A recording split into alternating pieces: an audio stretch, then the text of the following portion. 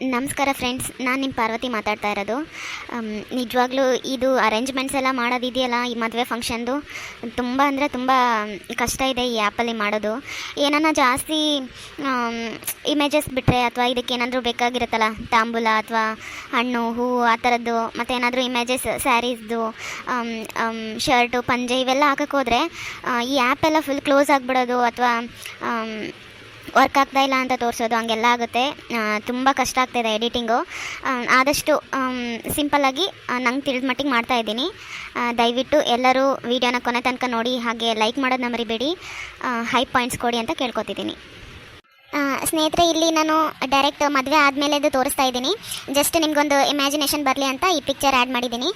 ಎಲ್ಲ ಮಾಂಗಲ್ಯ ಧಾರಣೆ ಆದಮೇಲೆ, ತಾಳಿ ಕಟ್ಟಿದ ಮೇಲೆ, ಅದಾದಮೇಲೆ ಮತ್ತು ಸಪ್ತಪದಿ ತುಳಿದ್ಮೇಲೆ, ಅದೆಲ್ಲ ಅರುಂಧತಿ ನಕ್ಷತ್ರ ಅದೆಲ್ಲ ತೋರಿಸಿದಾದ್ಮೇಲೆ ಎಲ್ಲ ರಿಸೆಪ್ಷನ್ ಕೂಡ ಇಲ್ಲೇ ಇವತ್ತೇ ಇಟ್ಕೊಂಡಿರ್ತಾರೆ. ತಾಳಿ ಮತ್ತು ರಿಸೆಪ್ಷನು ಎಲ್ಲ ಮುಗ್ದೋಗಿರುತ್ತೆ ಈಗ ಮದುವೆ. ಇನ್ನೇನು ಮಗಳನ್ನ ಮತ್ತು ಇವರು ಗಂಡಿನ ಕಡೆಯವ್ರಿಗೆ ಒಪ್ಸಿ ಕೊಡ್ತಾರಲ್ಲ ತಂದೆ ತಾಯಿ, ಅಲ್ಲಿಂದ ಈಗ ನಾನು ಹೇಳ್ಕೊಂಡು ಹೋಗ್ತೀನಿ.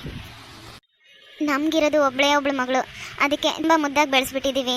ಅವಳು ಏನು ಕೇಳಿದ್ರು ಇಲ್ಲ ಅಂದಿಲ್ಲ, ಹೆಂಗಾದ್ರೂ ಮಾಡಿ ಕಷ್ಟಪಟ್ಟಾದರೂ ತಂದು ಕೊಡ್ತಾಯಿದ್ವಿ. ಅವಳು ಕೇಳಿದ್ದೆಲ್ಲ ತುಂಬ ಮುದ್ದಾಗಿ ಬೆಳೆಸ್ಬಿಟ್ಟಿದ್ದೀವಿ. ಅವಳು ಏನಾದರೂ ತಪ್ಪು ಮಾಡಿದರೆ ದಯವಿಟ್ಟು ಅದನ್ನು ಮನಸ್ಸಿಗೆ ಹಾಕ್ಕೊಳ್ಬೇಡಿ, ಸಿಟ್ಟಾಗಬೇಡಿ. ಅವಳು ನಿಮ್ಮ ಮಗಳು ಅಂತ ಅಂದ್ಕೊಂಡು ಎಲ್ಲ ಅನುಸರಿಸ್ಕೊಂಡು ಹೋಗಿ ಅಂತ ಕೇಳ್ಕೊತಿದ್ದೀನಿ. ನನ್ನ ಮಗಳು ಹಂಗೆಲ್ಲ ತಪ್ಪು ಮಾಡಲ್ಲ.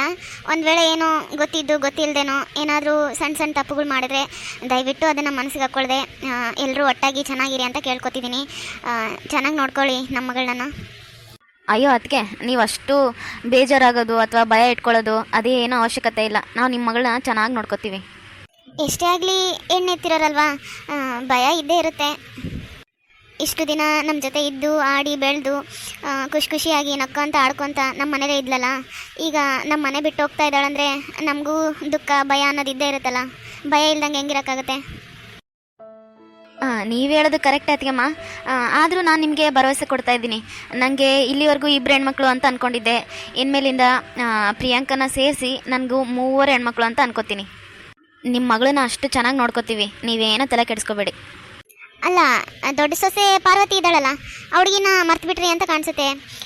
3 ಜನ ಹೆಣ್ಮಕ್ಳು ಅಂತಿದ್ದೀರಲ್ಲ, ಹುಡುಗಿನ ಸೇರಿಸ್ಕೊಂಡ್ರೆ 4 ಜನ ಹೆಣ್ಮಕ್ಳು ಆಗ್ತಾರೆ ನಿಮಗೆ. ಬರೀ 3 ಜನ ಹೆಣ್ಮಕ್ಳು ಅಂತಿದ್ದೀರಾ? ನನ್ನ ಹೆಂಡತಿಗೆ ಸತ್ರು ಬುದ್ಧಿ ಬರಲ್ಲ. ಅವ್ರು ಹಂಗೆ ಅಂದಮೇಲೆ ಮುಖ ನೋಡು ಹೆಂಗೆ ಮಾಡ್ಕೊಂಡಿದ್ದಾಳೆ. ಆ ಕಡೆ ನಗಕ್ಕಾಗದೆ ಅಳಕ್ಕಾಗದೆ. ಆ ಹುಡುಗಿ ಪಾರ್ವತಿನಂತೂ ಮನೆಗೂ ಸೇರಂಗಿಲ್ಲ. ಇಲ್ಲಿ ಬಂದಲ್ಲಿ ಹೋದಲ್ಲಿ ಮದುವೆಗನ್ನ ಮಗಳು ಅಂತ ಹೇಳ್ಕೊಳಕ್ಕಾಗಂಗಿಲ್ಲ ಆಕಿಗೆ. ಮಂದಿ ಕೂಡ ಸುಮ್ಮನೆ ಬಯಸ್ಕೊಳಕ ಮರೆ ತಗೊಳಕ ಸಹಿಕಿ. ಹಂಗೇನಿಲ್ಲ ಅದಕ್ಕೆಮ್ಮ, ನನಗೆಲ್ಲರೂ ಒಂದೇ, ಎಲ್ಲರೂ ಸಮ. ನನಗೆ ನಾನು ಎಲ್ಲರನ್ನೂ ಒಂದೇ ಥರ ನೋಡ್ಕೊತೀನಿ. ಸೊಸೆ ಆಗಲಿ ನನ್ನ ಮಕ್ಕಳಾಗಲಿ ಎಲ್ಲರೂ ಒಂದೇ ನನಗೆ. ಎಲ್ರೂ ಸಮಾನವಾಗಿ ನೋಡ್ತಾಳಂತೆ ನಮ್ಮಮ್ಮ. ಯಾವ ಕಡೆಯಿಂದ ನಗಬೇಕೋ ಗೊತ್ತಾಗ್ತಾ ಇಲ್ಲ ಈ ಮಾತು ಕೇಳಿ. ನನ್ನ ಹೆಂಡ್ತಿನ ಸೊಸೆ ಥರನೂ ನೋಡಲಿಲ್ಲ, ಸೊಸೆ ಥರ ಬೇಡ ಹೋಗ್ಲಿ ಮನುಷ್ಯಳ ಅಂತ ಥರನೂ ನೋಡಲಿಲ್ಲ. ಮೊದಲೆಲ್ಲ ಮದುವೆಯಾಗಿ ಬಂದಾಗ ಎಷ್ಟು ಕಷ್ಟ ಕೊಟ್ಟಿದ್ದಾಳೆ ನನ್ನ ಹೆಂಡ್ತಿಗೆ. ಈಗಲೂ ಏನು ತಪ್ಪಿಲ್ಲ ಇವ್ರ ಕಾಟ, ಚುಚ್ಚಿ ಮಾತಾಡೋದು. ಅಯ್ಯೋ, ಇನ್ನು ಮಗಳ ಥರ ನೋಡ್ಕೋತಾಳ ನನ್ನ ಹೆಂಡ್ತಿನ ನಮ್ಮಮ್ಮ. ಬೀಗ್ರೆ, ನವೀನ್, ನನ್ನ ಮಗಳನ್ನ ಚೆನ್ನಾಗಿ ನೋಡ್ಕೊಳ್ರಿ. ಅವಳಂದ್ರೆ ನಂಗೆ ತುಂಬ ಪ್ರಾಣ. ಅವಳು ಚಿಕ್ಕವಳಿದ್ದಾಗಿಂದ ನಾನು ಅವಳು ಕೇಳಿದ್ದು ಏನೇ ಆಗಲಿ ನಾನು ಇಲ್ಲ ಅಂದಿಲ್ಲ.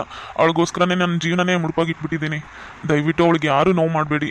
ಒಂದು ವೇಳೆ ಏನಾದರೂ ಅವಳ ಕಡೆಯಿಂದ ತಪ್ಪಾದರೆ ನಿಮ್ಮ ಮಗಳು ಅಂತಲೇ ಹೊಟ್ಟೆಗೆ ಹಾಕ್ಕೊಂಬಿಡಿ. ಅವಳಿಗೆ ಯಾವುದೇ ರೀತಿಯಲ್ಲಿ ನೋವು ಕೊಡೋಕೆ ಹೋಗ್ಬಿಡಿ. ಇದು ನನ್ನ ನಿಜವಾಗ್ಲೂ ನಿಮ್ಮನ್ನ ಬೇಕಾದ್ರೆ ಕಾಲಿಗೆ ಬಿದ್ದು ಕೇಳ್ಕೊಂಡ್ಬಿಡ್ತೀನಿ. ನನ್ನ ಮಗಳು ಅಂದರೆ ಅಷ್ಟು ಜೀವ ನನಗೆ. ಮಾವ ಏನು ಮಾತಾಡ್ತಿದ್ದೀರ ಮಾವ? ನೀವು ದೊಡ್ಡವರು, ನಮ್ಮ ಕಾಲಿಗೆಲ್ಲ ಬೀಳ್ತೀನಿ ಅಂತಿದ್ದೀರಲ್ಲ, ಅಷ್ಟೊಂದು ಏನು ಕೇಳ್ಕೊಳ್ಳೋದು ನೀನು ನಿಂತಿಲ್ಲ ಮಾವ. ನಾನು ಚೆನ್ನಾಗಿ ನೋಡ್ಕೋತೀನಿ. ಪ್ರಿಯಾಂಕಿಗೆ ಯಾವುದೇ ರೀತಿ ನೋವಾಗದಿರೋ ಥರ ನಾನು ನೋಡ್ಕೋತೀನಿ. ಇದು ನನ್ನ ಪ್ರಾಮಿಸ್ ಮಾವ. ಬೀಗ್ರೆ, ನೀವು ಅಷ್ಟೊಂದೇನು ತಲೆ ಕೆಡಿಸ್ಕೊಬೇಡ್ರಿ. ನಾವು ನಿಮ್ಮ ಮಗಳನ್ನ ಚೆನ್ನಾಗಿ ನೋಡ್ಕೋತೀವಿ. ನೀವು ಅಂತ ದೊಡ್ಡ ಮಾತೆಲ್ಲ ಆಡೋಕೆ ಹೋಗ್ಬೇಡ್ರಿ, ಕಾಲಿಗೆ ಬೀಳ್ತೀನಿ ಅಂಥದ್ದೆಲ್ಲ. ಆಯಿತು, ನಿಮಗೂ ದುಃಖ ಇರುತ್ತೆ, ಅರ್ಥ ಆಗುತ್ತೆ. ಹಂಗಂತ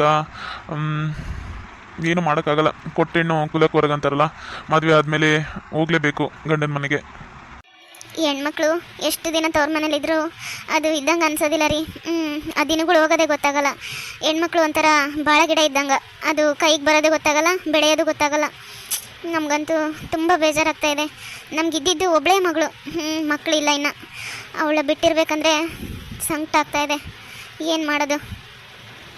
ಅಪ್ಪ, ನೀವು ಅಳ್ಬೇಡಿ ಅಪ್ಪ. ನೀವು ಹತ್ರ ನನ್ನ ಕೈಲಿ ನೋಡೋಕ್ಕಾಗಲ್ಲ. ಕಣ್ಣೀರು ಒರೆಸ್ಕೊಳ್ಳಿ ಅಪ್ಪ. ಅಮ್ಮ, ನೀನು ಕೂಡ ಅಳ್ಬೇಡಮ್ಮ. ಇಲ್ಲ ಮಗಳೇ ಅಳಲ್ಲ. ನೀನು ಅಳಬೇಡಮ್ಮ. ಚೆನ್ನಾಗಿ ಖುಷಿಯಾಗಿ ನಕ್ಕೊಂತ ಅಳ್ಕೊಂತ ಅವ್ರ ಮನೇಲಿ ಎಲ್ಲರ ಜೊತೆ ಚೆನ್ನಾಗಿರು. ಓದ್ ಮನೆಗೆ ಒಳ್ಳೆ ಹೆಸರು ತೊಗೊಂಬ. ಎಲ್ರೂ ಚೆನ್ನಾಗಿ ನೋಡ್ಕೋ, ನೀನು ಚೆನ್ನಾಗಿರು. ನಮ್ಮ ಬಗ್ಗೆ ಏನು ತಲೆ ಕೆಡಿಸ್ಕೋಬೇಡ. ನಾನು ನಿಮ್ಮಮ್ಮ ಚೆನ್ನಾಗಿರ್ತೀವಿ. ಆಗಾಗ ಬಂದ್ಕೊಂತ ಹೋಗ್ಕೊಂತ ಇರ್ರಿ, ನಾವು ಬಂದ್ಕೊಂತ ಹೋಗ್ಕೊಂತಿರ್ತೀನಿ. ಏನು ತಲೆ ಕೆಡಿಸ್ಕೋಬೇಡ. ಸರಿಯಪ್ಪ. ರೀ, ಮದುವೆ ಹೆಣ್ಣಿನ ಜೊತೆ ಬಿಟ್ಟು ಬರೋಕ್ಕೆ ಒಬ್ಬರು ಹೋಗಿ ಹೋಗ್ತಾರಲ್ಲ, ಅದಕ್ಕೆ ನಾನೇ ಹೋಗ್ಬಿಡ್ತೀನಿ ರೀ. ಹೋಗಿ ಮಗಳನ್ನ ಬಿಟ್ಟು ಬರ್ತೀನಿ. ಅಲ್ಲ ಅದಕ್ಕೆಮ್ಮ, ಅಲ್ಲಿ ಕೂಡ ನಿಮ್ಮ ಕಡೆ ಎಲ್ಲ ಕೆಲಸ ಹಂಗೆ ನಿಂತಿರ್ತವೆ. ನಾವು ಮನೆಗೆಲ್ಲ ಕೆಲಸ ಇರ್ತಾವ, ಮದುವೆ ಕಾರ್ಯ ಅಂದರೆ ಎಲ್ಲ ಹಂಗೆ ಬಿಟ್ಟು ಬಂದಿರ್ತೀರಿ. ಮತ್ತು ಅಣ್ಣವ್ರು ಒಬ್ಬರೇ ಆಗ್ತಾರಲ್ಲ, ಅದಕ್ಕೆ ಹೋಗ್ಬಿಡ್ರಿ ನೀವು. ಬೇಕಾದ್ರೆ ನಾವು ಹೋಗಿ ನೋಡ್ಕೋತೀವಿ, ತಗೊಳ್ರಿ. ನಮ್ಮ ಮಗಳಿದ್ದಂಗೆ, ಆಕೇನು ಬೇರೆ ಅಲ್ಲ. ಆಯಿತು. ಹೌದು ಮೀನಾಕ್ಷಿ, ಬೇಕಾದ್ರೆ ಇನ್ನೊಂದು 2-3 ದಿನ ಬಿಟ್ಟು ಹೋಗಿ ನೋಡ್ಕೊಂಬಂದ್ರೆ ಆಯಿತು. ಈಗ ಮನೆಗೆಲ್ಲ ಕೆಲಸ ಹಂಗೆ ಬಿಟ್ಟು ಬಂದೀವಿ. ಬೀಗ್ರು ಪಾಗ್ರೆಲ್ಲ ಬಂದಿರ್ತಾರ, ಅವ್ರನ್ನೆಲ್ಲ ನೋಡ್ಕೋಬೇಕಲ್ಲ. ರೀ, ನಂಗೆ ಅದೆಲ್ಲ ಗೊತ್ತಿಲ್ಲ. ನಾನು ಮಗಳ ಜೊತೆ ಹೋಗೋಕ್ಕೆ ಅಲ್ಲಿ ಏನೇನು ಹೆಂಗಿದೋ ಏನೋ ಪರಿಸ್ಥಿತಿ ನಂಗೆ ಗೊತ್ತಿಲ್ಲ. ನಾನು ಹೋಗಬೇಕು, ನನ್ನ ಮಗಳ ಜೊತೆ ಇರ್ತೀನಿ. ನಾನು ಒಂದು 2 ದಿನ ಅಲ್ಲ, 1 ದಿನ ಇದ್ದು ಬಂದುಬಿಡ್ತೀನಿ. ನನ್ನ ತಂಗಿಯರೆಲ್ಲ ಬಂದಾರಲ್ಲ ಮದುವೆಗೆ, ಅವರೇ ನೋಡ್ಕೋತಾರೆ ತಗೋರಿ. ಮನೆಗೆ ಏನೇನು ಕೆಲಸ ಇದ್ದರೆ ಎಲ್ಲ ಅವ್ರು ನೋಡ್ಕೋತಾರೆ. ಈಕೆ ಯಾಕೆ ಬರ್ತಾಳೋ ಏನೋ ಮನೆಗೆ. ಮೊದಲೇ ಒಂಥರ ಗಯ್ಯಾಳಿದ್ದಂಗಿಕ್ಕಿ. ಆಕಿದೆ ನಡಿಬೇಕಂತ ಮನೆಗೆ ಬಂದು ಇನ್ನೇನೇನು ಆಟ ಆಡ್ತಾಳೋ ಏನೋ.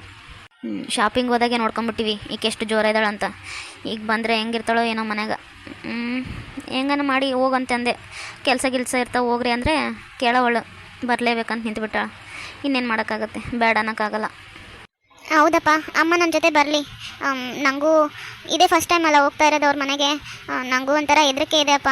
ಅಮ್ಮ ಬರಲಿ. ಅಮ್ಮ ಬಂದರೆ ನನಗೂ ಒಂಥರ ಧೈರ್ಯ ಅನಿಸುತ್ತೆ. ಸರಿ ಆಯಿತು ಮಗಳೇ, ಹೋಗಿ ಬರ್ರಿ ಹುಷಾರಾಗಿ. ನಾನಿನ್ನ ಬರ್ತೀನಿ. ಮತ್ತೆ ಬೀಗ್ರೆಲ್ಲ ಕಾಯ್ತಾ ಇದ್ದಾರೆ ನಮ್ಮ ಕಡೆಯವರು. ಸರಿ ಬೀಗ್ರೆ, ನಾನಿನ್ನ ಹೊರಡ್ತೀನಿ. ಇವನೇ ಆನಂದ, ಇವರು ನಿಮ್ಮ ತಂಗಿಯರು ಎಲ್ಲಿದ್ದಾರಪ್ಪ? ಕಾಣಿಸ್ತಾನೆ ಇಲ್ಲ. ಹೋಗಿ ಕರ್ಕೊಂಬೋಗು, ಹೋಗೋಣ. ಮತ್ತೆ ಲೇಟ್ ಆಗ್ತದೆ ಮನೆಗೆ. ಅವರ ಫೋಟೋ ತೆಗೆಸ್ಕೊತಿದ್ದಾರಮ್ಮ. ಅವ್ರದ್ದೇ ಭರ್ಜರಿ ಫೋಟೋ ಶೂಟಿಂಗ್ ಆಗಿಬಿಟ್ಟೈತಿ ಈ ಮದುವೆಗೆ. ಆಯ್ತು, ಹೋಗು, ತೆಗೆಸ್ಕೊಳ್ಳಿ ಬಿಡಿ, ಏನಾಗಲ್ಲ. ಸರಿ, ಕರ್ಕೊಂಬ ಹಂಗೆ. ಮತ್ತು ಅವರು ಅಳಿಯ, ಅವ್ರ ಕಿರಣ್ನ ಕೂಡ ಕರ್ಕೊಂಬ. ಅವ್ರೆಲ್ಲಿದ್ದಾರೋ ಏನೋ, ಅವರಂತೂ ಕಾಣಿಸ್ತಾನೆ ಇಲ್ಲ ಮದುವೆಗೆ ನನಗೆ. ಅದೇನೋ ತಾಳಿ ಕಟ್ಟೋಸನೆ ಎಲ್ಲಿ ಕಾಣಲೇ ಇಲ್ಲಪ್ಪ. ಎಲ್ಲೋಗಿದ್ರು ಏನೋ. ಯಾವನಿಗೆ ಗೊತ್ತು, ಅದು ಯಾರು ಜೇಬ್ ಕತ್ತರ್ಸಕ್ಕೆ ಹೋಗಿದಾನೋ ಏನೋ, ಎಲ್ಲೆಲ್ಲಿ ಯಾರ್ಯಾರ್ದು ದುಡ್ಡು ಕಳ್ತನ ಮಾಡಿದಾನೋ ಏನೋ ಕತೆ, ಯಾರಿಗೆ ಗೊತ್ತು ಒಂದು. ಹೆಂಗನ್ ಪುಣ್ಯ ಇಲ್ಲಿ ಮದುವೆಗೆ ಯಾರ್ದಾನ ಪರ್ಸ್ ಎತ್ತಿ ಎಲ್ಲರೂ ಕೂಡ ಒದ್ಸ್ಕೊಳ್ಳೋ ಬಾಳೆ ಆಗಿಲ್ಲಲ್ಲ. ಪುಣ್ಯ ಮದುವೆ ಆಗೋವರೆಗೂ ಎಲ್ಲೋ ಪುಣ್ಯಾತ್ಮ ಹೋಗಿದ್ದಂಗಿದ್ದಾನೆ. ಆನಂದ, ಹಂಗೆ ಇದು ಕಾರ್ ಬುಕ್ ಮಾಡಿಬಿಡಪ್ಪ, ಕ್ಯಾಬು. ಮತ್ತೀಗ 2 ಮಾಡಿಬಿಡು.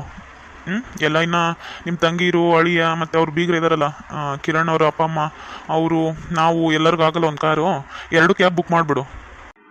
ಸರಿಯಪ್ಪ, 2 ಬುಕ್ ಮಾಡ್ತೀನಿ ಈಗ. ಹಂಗೆ ತಂಗಿರ್ನ ಮತ್ತು ಕಿರಣ ಎಲ್ಲ ಕರ್ಕೊಂಬರ್ತೀನಿ ನಾನು ಹೋಗಿ.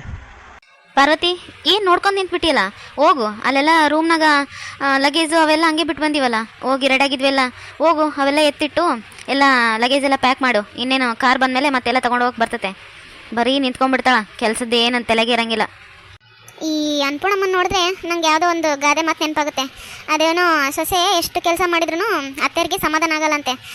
ಸೊಸೆ ಏನನ್ನ ಸ್ವಲ್ಪ ನಿಂತ್ಕೊಂಡ್ರು, ಇದಕ್ಕೆ ಸುಮ್ಮನೆ ನಿಂತಿದ್ದಿ, ಕಂಬನಾದರೂ ಸುತ್ತಬಾರ್ದ ಅಂತಿದ್ರಂತ ಅತ್ತೆ. ಆ ಕೆಟಗಿರಿಕ್ನೇ ಆಗಿದ್ದಂಗೆ ಇದಳಕ್ಕಿ. ನಾನು ನೋಡ್ತಾ ಇದ್ದೀನಿ ಬಂದಾಗಿಂದ. ಪಾಪ ಹುಡುಗಿ ಹೆಂಗೆ ಕೆಲಸ ಮಾಡ್ದೋ ಹಂಗೆ ಕೆಲಸ ಮಾಡ್ತಾ ಇದ್ದಾಳ. ಇನ್ನು ತನ್ನ ಮಕ್ಕಳು ನೋಡಿದ್ರೆ ಡ್ರೆಸ್ ಮಾಡ್ಕೊಂಡು ಫೋಟೋ ತೆಗೆಸ್ಕೊಂಡೆ, ಅಲ್ಲಿ ನಿಂತೆ ಇಲ್ಲಿ ನಿಂತೆ ಅಂತ ದರ್ಬಾರ್ ಮಾಡಕತ್ತಾರ. ಆ ಹುಡುಗಿ ನೋಡಿದ್ರೆ ಪಾಪ ಬಂದವ್ರನ್ನೆಲ್ಲ ಮಾತಾಡ್ಸ್ಕೊತ ಅದು ಇದು ಅಂತ ಕೆಲಸ ಮಾಡ್ಕೊತ ಎಷ್ಟು ಒದ್ದಾಡ್ತೈತೆ, ಎಷ್ಟು ತಿರುಗಾಡ್ತೈತೆ ಹುಡುಗಿ. ಈಗೇನೋ ಸ್ವಲ್ಪ ನಿಂತಿದ್ದಾಳೆ. ಎಷ್ಟು ದಬಾಯಿಸ್ತಾಳೆ ನೋಡ ಈಕಿ. ಸರಿ ಅತ್ತೆ, ಹೋಗಿ ಎಲ್ಲ ಜೋಡಿಸ್ತೀನಿ, ಲಗೇಜ್ ಎಲ್ಲ ಪ್ಯಾಕ್ ಮಾಡ್ತೀನಿ. ಅದನ್ನೇ ಸ್ವಲ್ಪ ನಿಧಾನ ಹೇಳಿದ್ರೆ ಆಗಂಗಿಲ್ಲ. ಎದಕ್ಕಂಗೆ ಗಂಟ್ಲು ಹರ್ಕೊಳ್ಳೋದು? ಮದುವೆ ಅನ್ನೋದು ಕೂಡ ಮರ್ತ್ಬಿಟ್ಟಿದ್ದೆ ಹೆಂಗೆ?